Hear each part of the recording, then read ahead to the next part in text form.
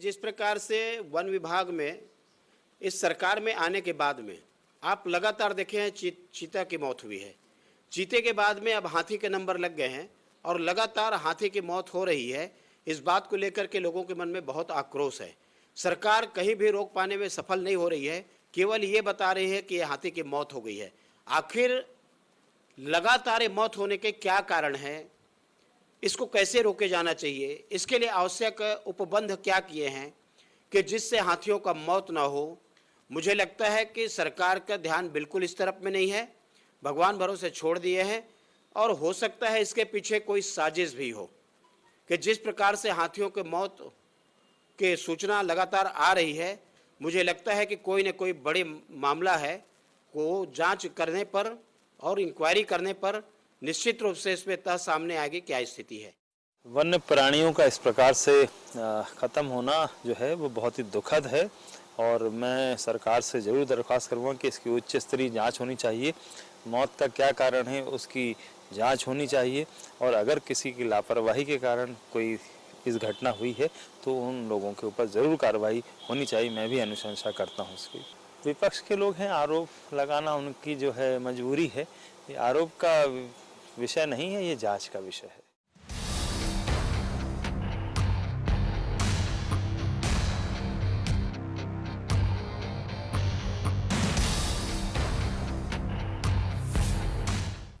नमस्कार, स्वागत है आपका। मैं हूं अभिषेक शुक्ल। संकट में गजराज। जी हां, छत्तीसगढ़ में अब संकट में गजराज है। दरअसल 2 दिन में 3 हाथियों की मौत हो गई। एक गर्भवती हथनी थी और सबसे बड़ी बात, मौत जो हुई है उसके बाद कारणों का अब तक खुलासा नहीं हो पाया। तरह तरह की बातें आ रही हैं। कहा यह जा रहा था कुछ लोगों द्वारा वहां पर, हालांकि क्या सच्चाई है पता नहीं, कहा यह जा रहा था कि दर्द से गर्भवती हथनी कराती रही। हालांकि बाद में कहा गया कि संक्रमण फैल गया, शायद पीने के पानी में संक्रमण था, लीवर में कोई दिक्कत थी। तरह तरह की बातें सामने आई, लेकिन अब तक कोई ठोस वजह सामने नहीं आई। 2 दिन 3 हाथी की मौत बहुत बड़े सवाल खड़ा करती है। और सबसे बड़े सवाल ये जो विशेषज्ञ बोल रहे हैं कि आपके पास कोई एक्सपर्ट नहीं है, आपके पास इसके लिए कोई टीम नहीं है कि तत्काल कार्रवाई करे। पोस्टमार्टम तक की व्यवस्था तत्काल नहीं हो पाई। हालांकि संक्रामक बीमारी की बात कहने को लेकर यहाँ पर साफ तौर पे विशेषज्ञ कहते हैं कि मामले को दबाने की कोशिश हो रही है। सियासत भी इस पर शुरू हो गई है। सियासत अपनी जगह है, लेकिन गजराजों की चिंता होनी चाहिए। सियासत इसलिए हो रही है क्योंकि समय समय पर आरोप लगते रहे हैं कि शिकार करने की भी कोशिश होती है, इसलिए इस तरीके की एक लोग हैं जो असामाजिक तत्व हैं जो इस प्रकार की हरकतें करते हैं। ये सिर्फ 3 हाथी नहीं बल्कि इससे पहले चीते की भी मौत और भी एक हाथी की मौत हुई थी। हालांकि वहाँ कार्रवाई हुई थी, लेकिन लगातार छत्तीसगढ़ में हाथी का मामला एक संवेदनशील मामला बना हुआ है। कभी ग्रामीणों की मौत हो जाती है, कभी हाथियों की मौत हो जाती है। मामला संवेदनशील है, सोचना ज़रूर इस पर कुछ न कुछ होगा। खास मेहमान हमारे साथ हैं, किरणमयी नायक जी हैं कांग्रेस से, स्वागत आपका। अमित चिमनानी भाजपा से हैं। प्राण चड्ढा जी हैं, वाइल्ड लाइफ एक्सपर्ट हैं, उनसे भी हम इस पर पूरा जानने की कोशिश करेंगे। प्राण चड्ढा जी, पहले सवाल आपसे, ये जो पूरा मामला आया छत्तीसगढ़ में, इससे पहले भी कई वन्य पशुओं की मौत हुई है। तत्कालीन मामला हथनी का आया, 2 दिन में 3 मौतें हो गई। क्या इसके पीछे वजह है? क्या कोई एक्सपर्ट्स नहीं है? क्या कहीं लापरवाही आपको दिख रही है? देखिए, ये 3 नहीं 4 बोलिए, क्योंकि एक जो बच्चा माँ के पेट में था वो भी तो साथ में चल बसा। 22 महीने का इनका गर्भकाल होता है और लगभग 20 महीने का वो बच्चा गर्भ में हो चुका था। इसी प्रकार ये जो हाथी मारे गए हैं वो सब फीमेल हैं, इनके दांत नहीं होते। इसलिए मैं ये नहीं मानता कि इनको शिकार के लिए मारा गया हो, क्योंकि शिकार के लिए दंतेल हाथी को ही मारा जाता है ताकि उसके दांत कुछ पैसे में बिक जाए और आर्थिक रूप से शिकारी को लाभ हो। ये तीनों मादा है, हथनी है। इन तीनों को मारने के पीछे एक ही उद्देश्य है कि ये मनुष्य और वहाँ पे जो झगड़ा चलता है एनिमल्स का, हाथियों का, वो पूरा फसल एरिया है, तरह तरह की फसलें लगती हैं। उस एरिया में अगर हाथी आ जाता है, किसान को बहुत बुरे तरीके से नुकसान होता है। मुआवजा धान की फसल पर तो मिल जाता है, सब छोटे छोटे जो किसान हैं वो इतना दूर तक नहीं दौड़ पाते। वो या तो हाथियों से लड़ पड़ते हैं, उनके ऊपर मसाले फेंकते हैं जला के, या फिर वो कोई ऐसा इंतज़ाम करते हैं जिससे हाथी दोबारा ना आए, वो रहता है सीधा उनको मौत के घाट उतार देना। 3 हाथी जो हथनी मरी है, ये एक वहाँ पे प्यारे करके नाम का एक हाथी है जो बहुत ही खतरनाक किस्म का हाथी है, दंतेल है, और ये अभी तक 59 आदमियों को मार चुका है। यानी निश्चित है कि वहाँ पे आदमियों और हाथियों के बीच में संघर्ष पूरे स्पीड पे चल रहा है, और ऐसी स्थिति में आदमी भी प्रतिशोध के भावने में आ गया होगा। प्यारे का जो दल है उसमें 18 हाथी होते हैं। प्राण जी, आपको लगता है ये स्वाभाविक ये मौत मारे नहीं है, गए। आप मान रहे हैं? और मैं वहाँ पहुँच रहा हूँ 1 मिनट के अंदर, थोड़ी देर में। तो ये कुल मिला के उसके 18 हाथी हैं उसके ग्रुप में। 3 मारे गए और 5 नहीं मिल रहे हैं। मुझे ये लगता है कि ये 5 भी मारे गए होंगे, नहीं तो 10 हाथी जो दिख रहे हैं प्यारे के साथ में, तो उनमें ये 5 जो हैं जो नहीं दिख रहे हैं, वो भी इधर उधर उनकी लाशें मिल सकती हैं या वो दल से बिछड़ गए हैं। कुल मिला के अभी उसको अपन 3 पे मत ख़त्म करें, 5 और भी हैं। मुझे पूरा विश्वास है कि इनको जहर से मारा गया है, ये कोई बीमारी से नहीं मरे हैं। यहाँ पे बोलने वालों का क्या है कि वो ये भी बोल सकते हैं कि एंथ्रेक्स से मरे। वन विभाग बहुत लिपापोती करता है, वो ये चाहता है कि बीमारी का नाम, प्राकृतिक दुर्घटना का नाम देके अपनी कॉलर को छुड़ा ले, परंतु ऐसा नहीं है। ये जरूर जहर से मारे गए होंगे, और 3 एक साथ मर जाना किसी बीमारी का शिकार नहीं है। ये बोलेंगे एंथ्रेक्स से मर गया, यहाँ कानन पेंडारी में भी जिस प्रकार के 22 हिरण मर गए थे, चीतल मर गए थे, तो बोल दिया एंथ्रेक्स से मर गया। मैं उस केस में मैं गया था, जब ऐसी कोई बात होती तो एंथ्रेक्स आदमी को भी होता है। ये लोग बोलेंगे कोरोना से मर गया, संभव नहीं है। ये केवल शिकार का मामला है, और वो भी ऐसा क्रूर मामला है जो मैं सोचता हूँ भारत में शायद कहीं नहीं हुआ होगा। एक साथ इतने हाथी मर जाए, और भी फीमेल। जो मिसिंग है उसको अभी मैं जीवित नहीं मानता हूँ, कुछ जरूर मर गए जो 5 गर्भवती हथनी की मौत यहाँ पर हो गई, और वाकई वाकई बहुत सही कहा आपने कि इतना क्रूरतम ये मामला है अपने आप में। जी बिल्कुल, मैं किरण में जी के पास आऊंगा, लौटता हूँ प्राण जी आपके पास। किरण जी, बहुत गंभीर मामला है, जैसे प्राण जी कह रहे हैं कि साफ है कि जहर देकर मारा गया है। विपक्ष भी आरोप लगा रहा है, उच्च स्तरीय जांच की बात हो रही है। देखिए Abhishek ji wild life expert हैं, तो वो अपना उन्होंने पक्ष रखा है, संभावना उन्होंने रखी है, और इस संभावना को पूरे तरीके से स्वीकार भी नहीं किया जा सकता और पूरी तरीके से नकारा भी नहीं जा सकता है, क्योंकि वो एक्सपर्ट हैं अपने फील्ड के, और वो जो कह रहे हैं वो संभावनाएं बता रहे हैं, और इन संभावनाओं को शासन भी पूरी तरीके से गौर करेगा। आपकी जानकारी के लिए बता दूं कि वहाँ पर पूरी जो वाइल्ड लाइफ हमारे एक्सपर्ट टीम है, वो टीम पहुँच चुकी है, स्निफर डॉग्स भी वहाँ पर भेजे गए हैं, और वो सारी पूरी जांच भी हो रही है। 2 हाथियों की पोस्टमार्टम हो चुकी है, एक में सिस्ट फेल्योर का मामला निकला है, और दूसरे में बहुत अधिक मात्रा में महुआ का सेवन, और वो एक संभावना भी पता चली है। और इसके साथ ही साथ अभी माननीय मंत्री जी मोहम्मद अकबर जी ने पूरी एक स्पेसिफिक जांच दल का गठन करा है, जिसमें expert doctor, wild life expert, advocate और अन्य लोगों को इसमें रखा जा रहा है। वो लिस्ट संभवतः आज में या कल तक के मिल जाएगी, और जो अभी चर्चा हुई थी मौखिक उसके हिसाब से, तो शासन इसमें हर मामले पर बहुत ही गंभीरता से इस पूरे मामले को ले रहा है। निश्चित रूप से बहुत ही गंभीर मामला है, और ये भी देखा जाए तो बिल्कुल ज़रूरी है कि हम उस पूरे क्षेत्र में हाथियों की इतनी बहुतायत है कि अक्सर जो बात संभावना जाहिर की चड्ढा जी ने कि हाथियों का और मानव जीवन के बीच में जो संघर्ष है वो भी किसी से छुपा हुआ नहीं है। पर इन सारी चीज़ों का जब तक कोई चीज़ों का रिपोर्ट नहीं आ जाए और पूरे पोस्टमार्टम कंप्लीट ना हो जाए, तब तक बहुत जल्दबाजी होगी कुछ कहना। जी चलिए, चिमनानी जी के पास आता हूँ मैं। चिमनानी जी, आप लोगों ने आरोप लगा दिया, हालांकि हमने भी विशेषज्ञों से बात की और प्राण जो जी कह रहे हैं ये सिलसिला लंबे समय से चलता रहा है। दरअसल वन विभाग के पास अनुभवी लोगों की कमी है। देखिए अभिषेक जी, आपको सबसे पहले नमस्कार, किरण जी और प्राण जी को भी प्रणाम करता हूँ।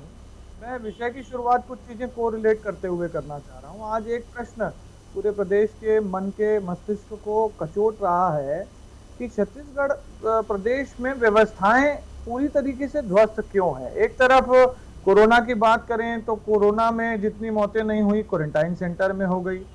हम देख रहे हैं कि एक जनप्रतिनिधि जो चुने हुए हैं वो सेवा करने की बजाय उत्तर प्रदेश में गांजा बेचते हुए पकड़ा रहे हैं। अब हम देख रहे हैं कि लगातार 2 दिनों में 3 हथिनियों की मौत हो जा रही है और उसका कंफ्यूज करने देने वाला जो एक रवैया सरकार का हो या वन विभाग का सामने आ रहा है, उससे ये मौतें रहस्यमयी मालूम पड़ती हैं। क्योंकि पहले कहा गया कि उनके मुंह से झाग निकल रही थी, फिर कहा गया कि लीवर में प्रॉब्लम था, फिर कहा गया कि आपसी द्वंद्व भी हो सकता है, अभी बताया जा रहा है कोरोना का भी बताया जा रहा है। तो अगर आप सतर्क रहते तो जब पहली मौत हो चुकी थी, एक्टिव रहते जब पहली मौत हो चुकी थी, तो वहीं पे बात रुक जाती। ये 2 दिनों में जो 3 मामले हुए हैं वो कहीं ना कहीं बता रहे हैं कि जैसे दूसरी व्यवस्थाएं ध्वस्त हैं, ये भी व्यवस्था ध्वस्त है और मॉनिटरिंग किसी की नहीं है।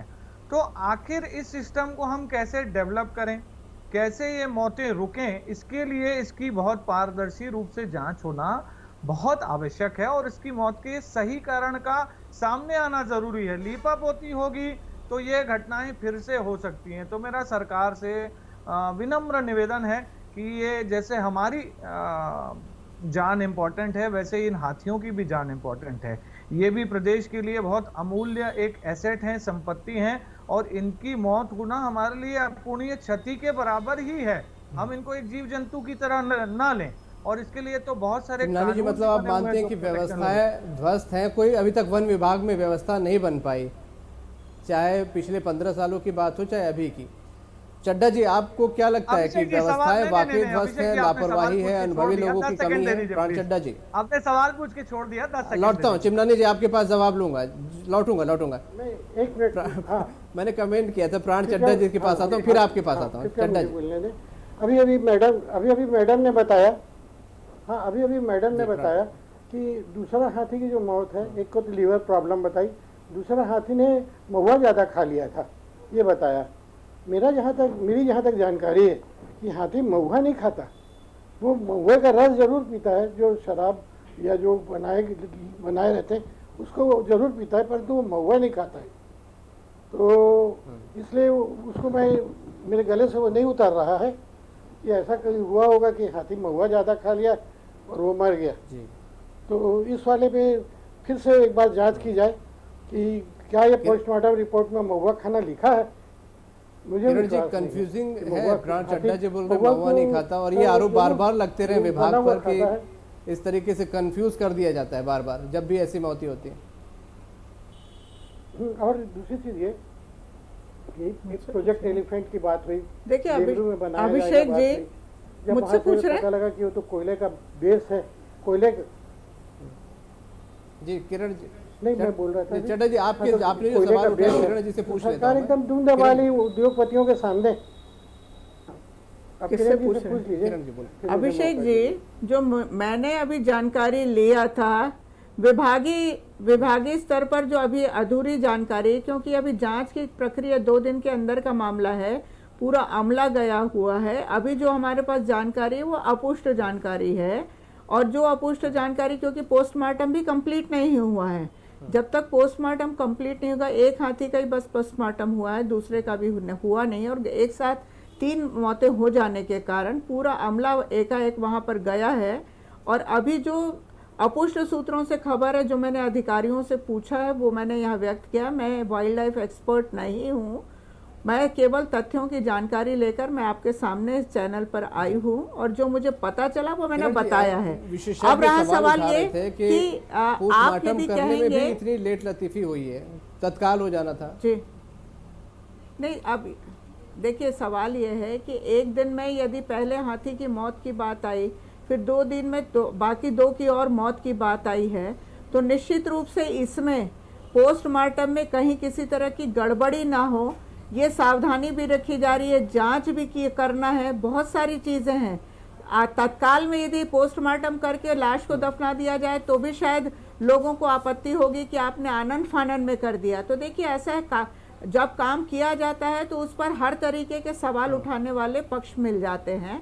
तो अभी सरकार इसके ऊपर में बहुत संवेदनशीलता से इस पूरे मामले की जानकारी को, माननीय हमारे वन मंत्री जो हैं मोहम्मद अकबर जी, वो खुद इस पूरे मामले की जानकारी ले रहे हैं और पूरा अमले को उन्होंने सक्रिय किया हुआ है। और आज खुद भी उन्होंने मुझसे एक एडवोकेट का नाम मांगा है ताकि वो जांच दल में एक एडवोकेट भी रहे, वहां पर भेजा गया। किरण जी जैसा बता रहे हैं, तथ्यों की जानकारी हो।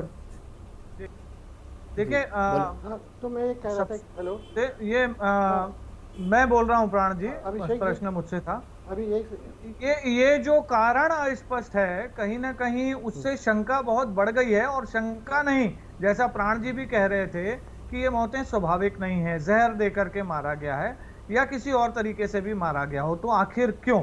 हम देख रहे हैं कि यहाँ पे वैसे भी तस्करी बड़े जोरों की चल रही है छत्तीसगढ़ में। हम देखते हैं गौ माता की भी बहुत बड़ी संख्या में तस्करी हो रही है। क्या ये विषय भी तस्करी से जुड़ा हुआ है? हम अभी किसी चीज से इनकार नहीं कर सकते। इसीलिए हमारा मानना है कि इसको स्वाभाविक मौत न मान करके बहुत गंभीरता से जांच करके उसकी रिपोर्ट आए, इनमें कौन कौन लोग इन्वॉल्व हैं। अगर इनका पता नहीं चलेगा तो ये मौतें शायद और होती रहेंगी और रुकेंगे नहीं। और अभिषेक जी, जो आपने सवाल पूछा और छोड़ दिया, वो जांच दल तो सरकार ने बना दिए, बता रहे हैं किरण जी। आपने जो सवाल पूछा कि सिस्टम 15 साल का, देखिए आज अगर सरकार 18 महीने में आकर के इस चीज की मॉनिटरिंग नहीं करेगी सिस्टम की, और लोगों का मनोबल बढ़ जाएगा कि वो तस्करी भी कर सकते हैं, अवैध काम भी कर सकते हैं, तो इससे पुरानी सरकार का कहीं दूर दूर से लेना देना नहीं है। ये हर सरकार को अपना सिस्टम डेवलप करना पड़ता है कि वो लोगों का ध्यान रखे कि लोग क्या कर रहे हैं। खास करके वन क्षेत्रों में तो ज्यादा मॉनिटरिंग करनी पड़ती है। तो 18 महीने सरकार को हो चुके हैं, सिस्टम अभी तक डेवलप नहीं कर पाए हैं, मॉनिटरिंग नहीं हुई है, इसीलिए ही ये मौतें हुई हैं। प्राण चड्ढा जी, आपने पूरी दोनों पक्ष की बातें सुनी, सरकार की तरफ से भी जांच दल गठित कर दिया गया है। क्या कमियां छत्तीसगढ़ में हो रही गई हैं, क्या कमियां रह गई हैं जो बार बार ऐसी घटनाओं की पुनरावृत्ति होती है? जी मैं बोलता हूँ, 2 मिनट मुझे दीजिए। भाई पहला ये कहना है कि इस समय महुआ कहाँ से आएगा भाई? महुआ तो बसंत के समय में गिरता है, गर्मी खत्म हो गई, बरसात आने वाली है। महुआ वाली बात खारिज करता हूँ, पहली बात। दूसरी बात ये कि हमारे वन विभाग में कोई एक्सपर्ट नहीं है। जो डॉक्टर भी थे, दो डॉक्टर जडिया, डॉक्टर चंदन, ये लोग अभी नहीं हैं। जो वेटनरी डॉक्टर जो है वो वाइल्ड एनिमल की ट्रेनिंग यदि नहीं लिए हैं तो कोई काम के नहीं होते, क्योंकि दोनों के जो सिस्टम्स हैं वो सब बिल्कुल अलग होते हैं। इसके बाद हमको ये भी ध्यान देना पड़ेगा कि जो वहाँ पे हाथी जो मरे हुए मिले, उनकी तस्करी की तो कोई सवाल ही नहीं। मरा हुआ हाथी जो है वो कोई काम का नहीं रहता, तो खासकर फीमेल, तो इसलिए अपन उसको तस्करी से बिल्कुल ना जोड़ें। हो सकता है कि वो जो मानव और आदमी का नुकसान जो कर रहे हैं उसके कारण मार दिए गए हों, या किसी बीमारी का भी मेरे को शंका नहीं है। सबसे बड़ी बात क्या है कि वन विभाग का नेटवर्क जो है वो काम नहीं करता। यहाँ पे सबको कॉलर सिस्टम के लिए बोला गया था, पुनर्वास केंद्र के लिए बोला गया था, लेमरू में प्रोजेक्ट एलिफेंट के लिए ज़मीन देने के लिए बात बोली गई थी, परंतु वहाँ पे कोयला निकल गया तो इन लोगों सब चुप हो गए। हाथी को कभी बांध के आप नहीं रख सकते। वो उड़ीसा से आए हैं, छत्तीसगढ़ पार करके मध्य प्रदेश के सीधी तक जा रहे हैं, और उनके कारण आज बांधवगढ़ नेशनल पार्क का जो खतौली रेंज है वो भी डिस्टर्ब हो चुका है। तो इस प्रकार से आप हाथी को कंट्रोल नहीं रख सकते। वो बहुत समझदार जीव है, और इस प्रकार यदि आप हाथी को मारेंगे तो हाथी भी आपको मारेगा। हम लोग बहुत बड़े खतरे की ओर जा रहे हैं। हाथियों का दल खतरनाक है, उनका लीडर तो प्यारे है, वो तो बहुत ही ज़्यादा खतरनाक है। हम लोगों को ये चाहिए कि किसी भी प्रकार से इसको खोजें। और मैं फॉरेस्ट विभाग की जांच के ऊपर विश्वास नहीं करता। मैं चाहता हूँ इसके साथ में पुलिस की जांच भी एक होनी चाहिए, और एक ऐसी टीम बनाई जाए जिसमें पुलिस के एक्सपर्ट हो, और वाइल्ड लाइफ एक्ट में इस मामले को दर्ज किया जाए, और साथ में पुलिस की इन्वेस्टिगेशन जोड़ी जाए। अगर पुलिस जोड़ती है ना तो वो वहाँ के उनके मुखबिर बताते हैं कि ये किस प्रकार से केस हुआ। वन विभाग मुखबिर नहीं बना पाता है, जिसके कारण जो अच्छे पॉइंट्स हैं और अच्छे जो बहुत सूत्र हैं वो अहम छिप बात जाते आपने हैं यहाँ पर कही, और इनको प्राण जी। अपनी चमड़ी बचानी रहती है, इसलिए ऐसी चीजें पेश उम्मीद कर दी है जाती सरकार जिससे सुनेगी वो बच आपकी जाएं। इन पॉइंट्स को, और जो एक्सपर्ट्स की टीम की ज़रूरत है वो एक्सपर्ट्स यहाँ पर बनाई जाएगी। प्राण जी बहुत शुक्रिया आपका हमारे साथ जुड़ने के लिए, बहुत अहम सुझाव आपने दिए। किरण जी आपका और चिमनानी जी बहुत बहुत शुक्रिया आपका भी। बहुत संवेदनशील मामला था, बहुत गंभीर मामला है। टीम बना दी गई है, लेकिन जो सुझाव यहाँ पर सामने आए कि अब तक एक्सपर्ट नहीं है, बहुत सारी कमियां हैं। हम जब भी ऐसी घटनाएं होती है बार बार डिबेट करते हैं और यही बात सामने आती है कि एक्सपर्ट्स नहीं है, अनुभवी लोगों की कमी है। ज़रूरत इस कमी को दूर करने की है, ज़रूरत इच्छा शक्ति की। आज का वक्तव्य नहीं।